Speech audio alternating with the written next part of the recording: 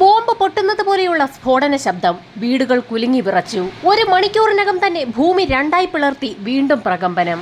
ഞെട്ടിവിറച്ച ജനം വീടുകളിൽ നിന്നും ഇറങ്ങിയോടി. കന്നുകാലികളുടെ കെട്ടഴിച്ചുവിട്ട് പ്രദേശവാസികൾ. പറക്കമുറ്റാത്ത കുട്ടികളെ സ്ത്രീകൾ കൈകളിലെടുത്തുകൊണ്ട് ഓടി. കുറെ നേരത്തേക്ക് നിലവിളികളും കരച്ചിലും മാത്രമായിരുന്നു. അഫ്ഗാനിലുണ്ടായ അതിശക്തമായ ഭൂചലനത്തിന്റെ പ്രകമ്പനം ഡൽഹിയിലും അനുഭവപ്പെട്ടു. മരണസംഖ്യ കുതിച്ചുയരുകയാണ്. 800-ലധികം മരണങ്ങളാണ് നിലവിൽ റിപ്പോർട്ട് ചെയ്തിരിക്കുന്നത്. 6.0 തീവ്രത രേഖപ്പെടുത്തിയ ഭൂചലനമുണ്ടായതായി US ജിയോളജിക്കൽ സർവേ ഇപ്പോൾ അറിയിച്ചിരിക്കുകയാണ്.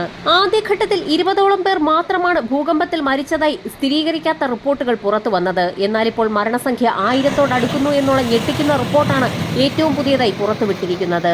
ആളുകൾ ഇറങ്ങി ഓടും മുൻപ് തന്നെ കൂറ്റൻ കെട്ടിടങ്ങൾ ശരീരത്തിലേക്ക് വന്ന് പതിക്കുകയായിരുന്നു. തകർന്ന കെട്ടിടങ്ങളുടെ അവശിഷ്ടങ്ങൾക്കിടയിൽ നിരവധി പേർ കുടുങ്ങിക്കിടക്കുന്നതായാണ് വിവരം.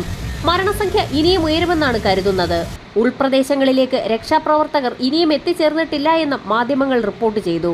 ആദ്യം ഭൂചലനമുണ്ടായി ഏകദേശം 20 മിനിറ്റിന് ശേഷം ഇതേ പ്രവിശ്യയിൽ രണ്ടാമതും ഭൂകമ്പമുണ്ടായി.